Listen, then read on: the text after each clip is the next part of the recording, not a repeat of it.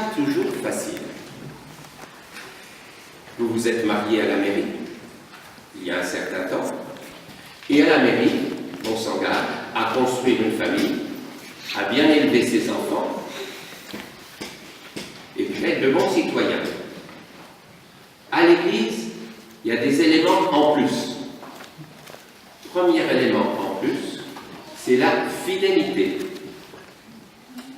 Deuxième élément auquel on s'engage quand on s'engage aussi devant Dieu, c'est la durée, pour toujours, que Dieu ne le sait, ce que Dieu a uni, que l'homme ne le sépare pas. Fidélité, durée, et troisième chose, l'engagement à l'Église, on s'engage à proposer à nos enfants le message de Jésus, la foi chrétienne. On n'impose pas la foi, c'est comme l'amour, mais on peut la proposer et donner à ses enfants une éducation qui leur permettront de découvrir le chemin que Jésus nous propose. Et ce chemin que Jésus nous propose, il est archi facile, c'est le chemin de l'amour. Et en même temps, il est très très difficile. Pour vivre en couple, s'aimer, c'est pas toujours facile. Thilo, est-ce que c'est difficile d'aimer une femme? Cécile, est-ce que c'est difficile d'aimer un homme? Il y a des jours. Eh bien, vous avez tout à fait raison, vous m'auriez dit, oh oui, il n'y a rien de plus facile, je vous aurais dit, vous êtes des menteurs. On a tous des gros efforts à faire pour s'aimer, mais en même temps, c'est beaucoup de bonheur.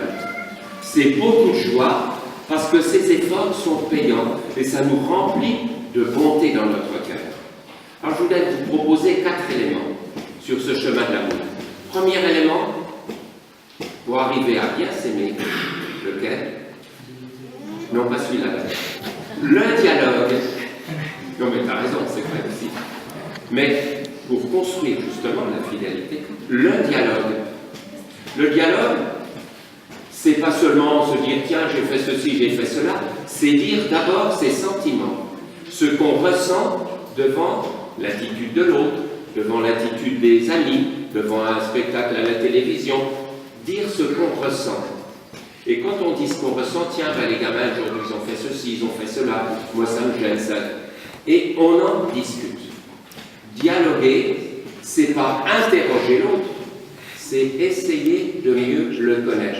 Parce que hommes et femmes, on est très différents. On a des réactions différentes. Hier soir, j'étais chez un couple, on parlait encore, pareil, futur mariage, et il disait, ben, c'est vrai, quand ma femme me parle, j'écoute, mais si je suis en train de faire quelque chose, j'écoute pas. Un homme ne fait pas 2 choses à la fois. Une femme, elle en fait 5 ou 6 à la fois. Elle fait son passage, elle écoute la télé, elle se pense à ses gosses, elle pense au menu du dimanche. Ça, c'est la démagogie. C'est merveilleux, mais on est différents. Et apprendre le dialogue, c'est apprendre à connaître pourquoi tu as dit ceci, pourquoi tu as réagi comme cela, mais avec tendresse, avec amour. On n'est pas là pour l'interroger, mais pour mieux le comprendre.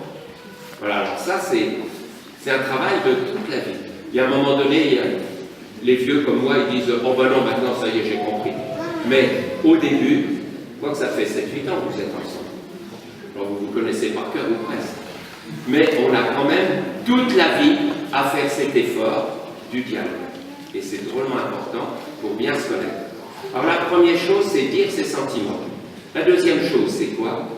C'est ce que j'ai dit tout à l'heure, savoir reconnaître nos torts. Tiens, l'autre jour, quand je t'ai dit cela, je te demande pardon, je t'ai blessé, je ne l'ai peut-être pas fait exprès, ou j'étais énervé, ou je n'ai pas maîtrisé ma langue, mais je te demande pardon. Parce qu'on, par force, inévitablement, on fait des fois de la peine aux autres. Et sur le coup, on dit mal nos phrases. Moi, quand j'étais petit, ma mère me disait « Tourne 7 fois ta langue dans ta bouche avant de parler.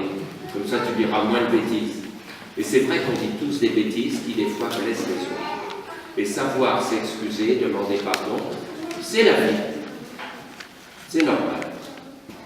Première chose du couple, le dialogue. Deuxième élément de la vie de couple, c'est quoi? La tendresse. Dieu nous a donné un corps différent de l'autre et qui nous attire l'un vers l'autre. Et c'est pour montrer notre amour à l'autre qu'on a besoin de cette tendresse naturelle, de se faire des câlins, des baisers, et toute la sexualité, quelque chose de très beau, voulu par Dieu, pour nous aider à nous aimer. Et ça, c'est magnifique. C'est pas toujours facile, dans le respect l'un de l'autre, mais il faut vivre cette tendresse. Et la tendresse, c'est pas seulement le corps, c'est aussi les petits cadeaux, les surprises, les gestes d'amitié, les petites fleurs qu'on s'offre, etc. Tout cela, c'est important. Cette tendresse fait partie de la vie d'amour de couple. Troisième élément, avoir des projets communs. Et les projets communs, quand on est jeune couple, c'est d'abord les enfants. Mais c'est aussi la vie sociale. Les enfants, j'insiste pas, on sait bien ce que ça veut dire. Mais les projets sociaux, c'est-à-dire, moi je m'engage. Hier soir, là, la personne chez qui j'étais me dit « Ah ben, moi j'ai besoin d'aller faire un petit peu de gymnastique. » Eh ben, on en parle ensemble, et puis elle va aller faire de la gymnastique. Tous les, je ne sais pas quel jour, pendant 1 heure ou 2, avec d'autres personnes. Un projet commun, moi je vais m'engager à la commune, moi je voudrais faire ceci, moi je voudrais faire cela. Mais on en discute ensemble, même si c'est chacun de son côté. Et après on en dialogue. Mais s'engager pour la société, c'est drôlement important. Les enfants, c'est la société que vous construisez. Un engagement social, un engagement dans une commune, un engagement professionnel, c'est quelque chose qui est important pour la société. Troisième chose, avoir des projets communs, et puis en discuter, et puis comme ça, c'est l'occasion, ensemble, de dialogue. Quatrième et dernière chose, il y en aurait plein d'autres, c'est comme les 4 pieds d'une chaise, tu vois. S'il manquait une chaise à ton fauteuil, ce ne serait pas bien. Quand il y a les 4 choses dans un couple, ça va beaucoup mieux. On est plus stabilisé. Alors, qu'est-ce que c'est la troisième chose? C'est... Ah, tu proposais, moi je t'en propose une autre. C'est la vie spirituelle. Qu'est-ce que c'est que la vie spirituelle? C'est faire marcher notre esprit. Alors, quand est-ce que marche notre esprit? Quand on joue, par exemple, tu fais un Scrabble, ça fait marcher ton esprit. Tu joues avec tes enfants, ça fait marcher leur esprit et ton esprit. Faire marcher son esprit, c'est aussi lire. Il y a des gens à notre époque qui ne lisent plus. Des fois, ils ont déjà du mal à lire leur mail. Alors, lire un livre, c'est drôlement important. Des livres qui nous racontent la vie de nos prédécesseurs, la vie du passé, mais la vie d'aujourd'hui, les avis de chacun et chacune. Moi, j'aime bien lire la vie de gens qui racontent comment ils ont su dépasser tous les problèmes de la vie. Et ça me donne du courage. Les grands hommes, mais des journalistes ou des gens de toutes sortes. Je lisais l'autre jour l'histoire d'une maman qui avait perdu, hélas, un petit enfant et qui racontait comment elle avait repris courage dans cela. Ça nous donne, lire, c'est très important. Lire, discuter avec les autres, discuter, réfléchir, pour montrer qu'on n'a pas toujours raison, et puis découvrir la vie des autres, tout ça. Et puis prier. Prier, c'est parler à Dieu. Alors Dieu, on ne le voit pas, on a du mal à lui parler. Mais lui nous voit, nous écoute, il nous entend. Et lui dire nos soucis, nos joies, le remercier, lui demander son soutien, lui demander pardon, c'est important. De temps en temps, s'apaiser. Comme font ceux qui font du zen, du bouddhisme ou autre chose, les chrétiens, eux aussi, prennent des temps de prière de temps en temps, un dimanche ou n'importe quand, venir soit à l'église, soit le soir dans son lit, soit n'importe quand dans la nature.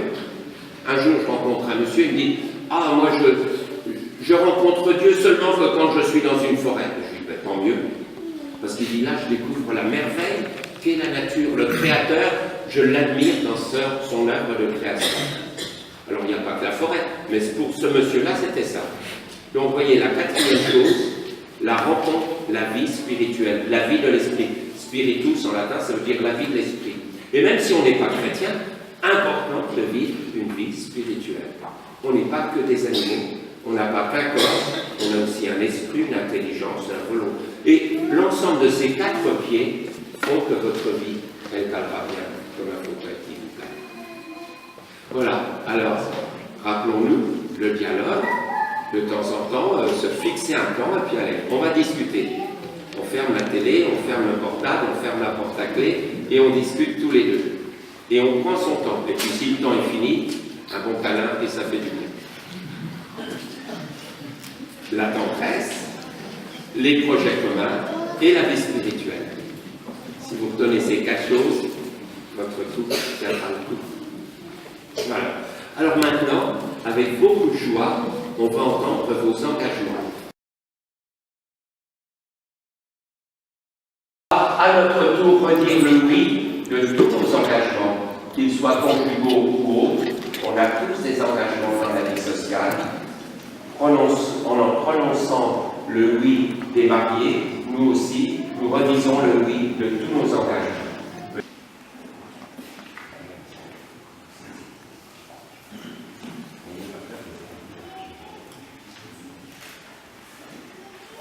En présence de Dieu, qui est source de votre amour et qui sera toujours avec vous, devant tous ceux qui sont ici, aux parents, aux témoins, aux amis, Thilo, Cécile, échangez vos consentements.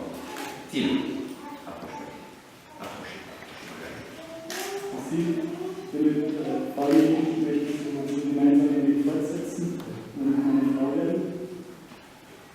Oui, je le veux. Et toi, Thilo, veux-tu être mon mari pour les bons et mauvais moments? Oui, je le veux.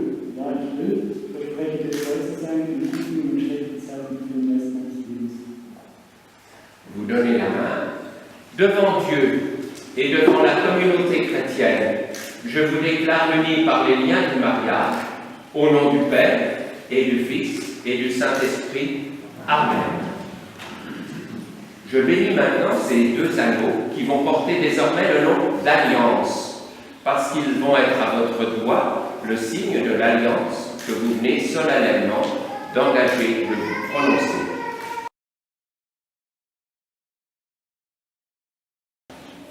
Thilo, tu remets son alliance à ton épouse.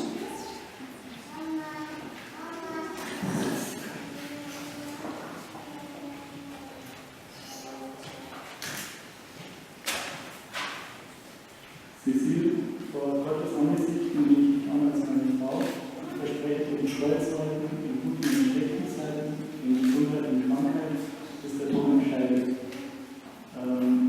Ich will dich lieben, achten und gern für den Rest meines Lebens. Auf diesem Weg als Zeichen unserer Liebe und Treue, im Namen des Vaters, des Sohnes und des Heiligen Geistes.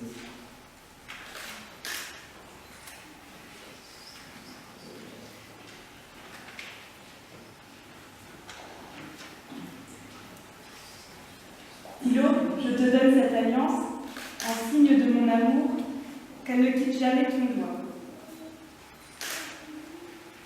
Et maintenant, ils se donnent un gros bisou pendant qu'on les applaudit.